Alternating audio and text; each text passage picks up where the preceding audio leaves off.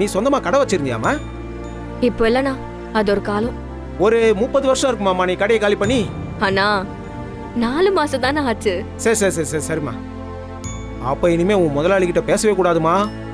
ஆளு ரொம்ப டேஞ்சரான ஆளா இருக்காரு. நானும் அப்படிதானே நினைப்பேன். ஆனா நிலைமை சரியில்லைண்ணா. இத பாருமா, கெட்டது பண்ணி நம்ம பணக்காரனா வாழ்றது முக்கியம் இல்ல, நல்லது பண்ணி நாம நாமளாவே வாழணும். அதாம்மா வாழ்க்கை. நீங்க கூட என்ன மாதிரி தான் இருக்கீங்க. அப்படிலாம் இல்லம்மா. உன் இடத்தெல்லாம் நான் இருந்தேன்னு வச்சுக்க, மன்னிச்சே இருக்க மாட்டேன். மண்டை மேல கட்டை தூக்கி போட்டிருப்பேம்மா.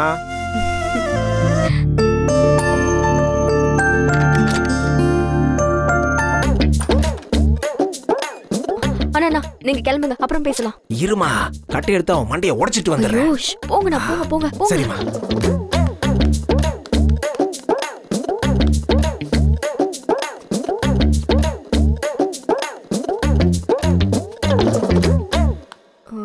சார் சார் ப்ளீஸ் கொஞ்சம் வெளியே வெயிட் பண்றீங்களா? ஏன், நான் எதுக்கு இப்போ வெளியெல்லாம் போகணும்? அதெல்லாம் என்னால் முடியாது. சார் இதுக்கெல்லாம் உங்களுக்கு விளக்கம் சொல்லணுமா சார்? அதுதான் ஏன்னு கேட்குறேன். சார் நானும் ட்ரெஸ்ஸை மாத்திட்டு ரெஃப்ரெஷ் ஆயிட்டு வரணும்ல.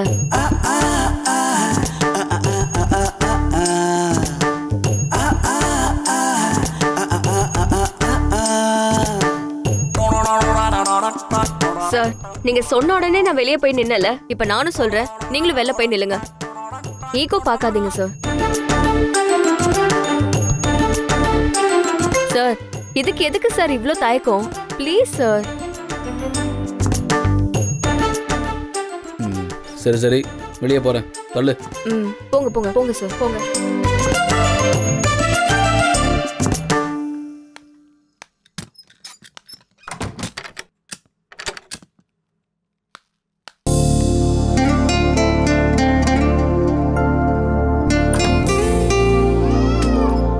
அழாதடா செல்லம், ஒண்ணும் இல்லம்மா, ஒண்ணும் இல்லடா.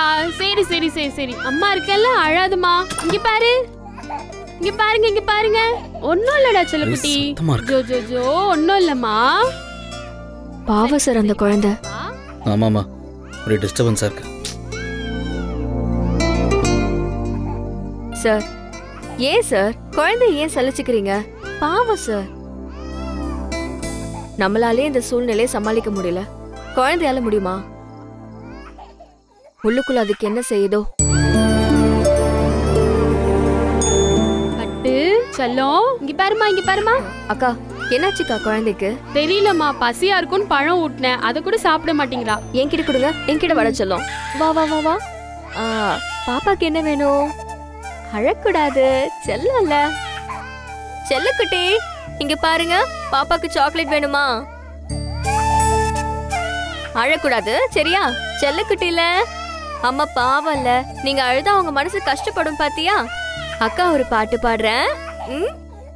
சின்ன சின்ன மோட்டர், சிங்கார மோட்டர், 4 சக்கர மோட்டர், பாம் பாம் மோட்டர். என் செல்லக்குட்டில அழக்கூடாது. அக்கா அந்த பழத்தை கொடுங்க. செல்லக்குட்டில சாப்பிடுங்க.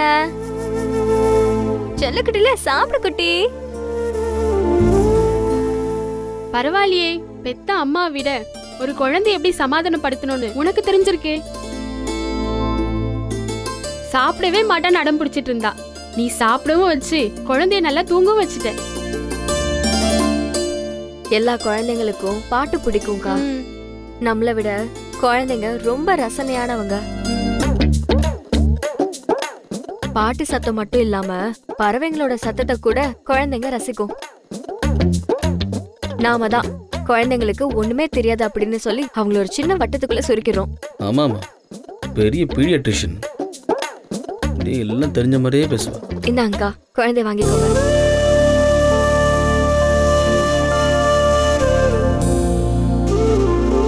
நீங்க டீச்சரா?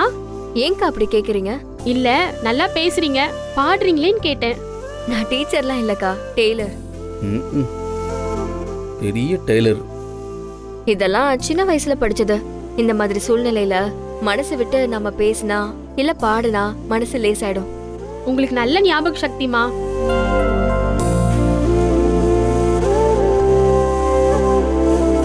தம்பி, உங்க வீட்டுக்கார அம்மாவுக்கு நல்ல திறமை இருக்கு, அவங்கள என்கரேஜ் பண்ணுங்க.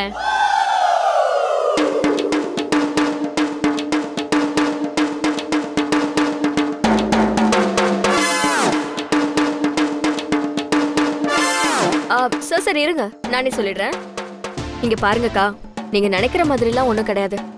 அவரு எங்க கம்பெனியோட பாஸ், நான் வந்து அவரோட டிசைனர்.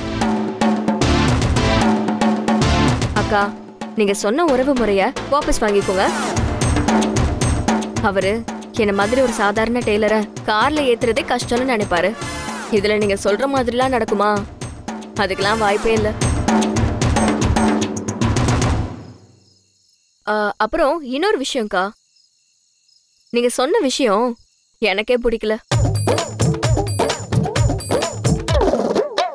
இந்த உலகத்துல யார் வந்து வற்புறுத்தினாலும் சரி, இப்படி ஒரு விஷயத்துக்கு நான் சம்மதிக்கவே மாட்டேன்.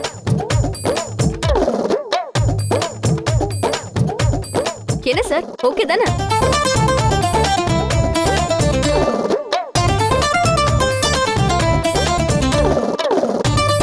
சாரிம்மா, சாரி தம்பி, நான் தெரியாம சொல்லிட்டேன். இங்க பாருமா, நான் சொன்னது வேணா தப்பா இருக்கலாம், ஆனா உன்ன மாதிரி பொண்ணை கட்டிக்க கொடுத்து வச்சிருக்கணுமா?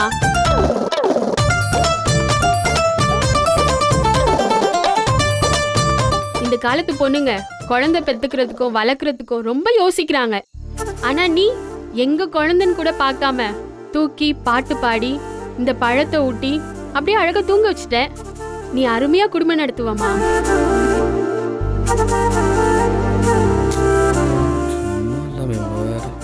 மேடம், நீங்க சரியா சொன்னீங்க.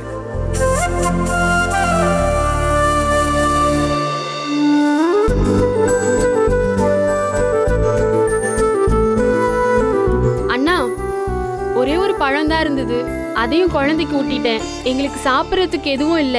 என் வீட்டுக்கார் வெளியில போயிட்டு ஒண்ணுமே வாங்க முடியலன்னு வந்துட்டாரு. கடையில இருந்த பொருள் எல்லாத்தையும் வாங்கிட்டு போயிட்டாங்கம்மா. இப்ப எதுவுமே கிடைக்காதேம்மா. என்னண்ணா இப்படி சொல்றீங்க? பசின்னு சொல்றவங்களுக்கு ஆதரவா 4 வார்த்தை சொல்லலாம்ல. இப்படி கழட்டி விடுற மாதிரிலாம் பதில் சொல்லக்கூடாது. நான் என்னம்மா பண்ணுவேன்? நான் அந்த அர்த்தத்திலலாம் சொல்லலம்மா, இருக்கிற சூழ்நிலையை சொன்னேன்.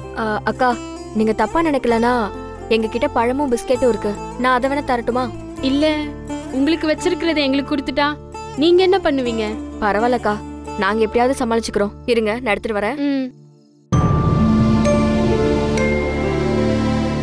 நல்லா வந்து சிக்கன, நல்ல சாப்பாடு இல்லை, குடிக்க தண்ணி இல்லை, நிம்மதி சுத்தமா இல்லை. இங்கிருந்து எப்படி வெளியே போறதுன்னு தெரியல.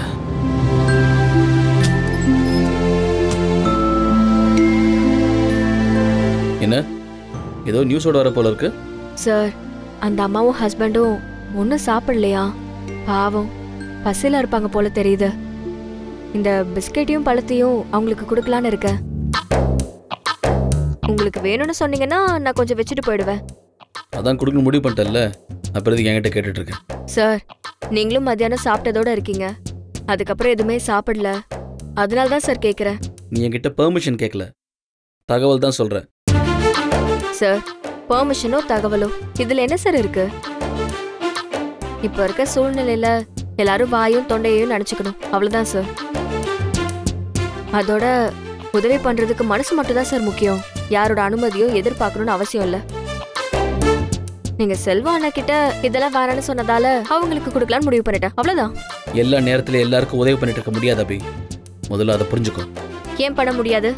இந்த மாதிரி சூழ்நிலையில எல்லாரும் எல்லாத்தையும் ஷேர் பண்ணிக்கணும், அதான் மனிதாபிமானம்.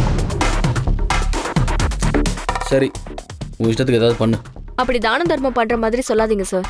என் பங்கு தான் நான் கொடுக்கலான்னு இருந்தேன், நீங்க வேணான்னு சொன்னதால தான் உங்க பங்கையும் சேர்த்து கொடுக்க போறேன். சரி சரி, கொண்டு போய் கொடு போ.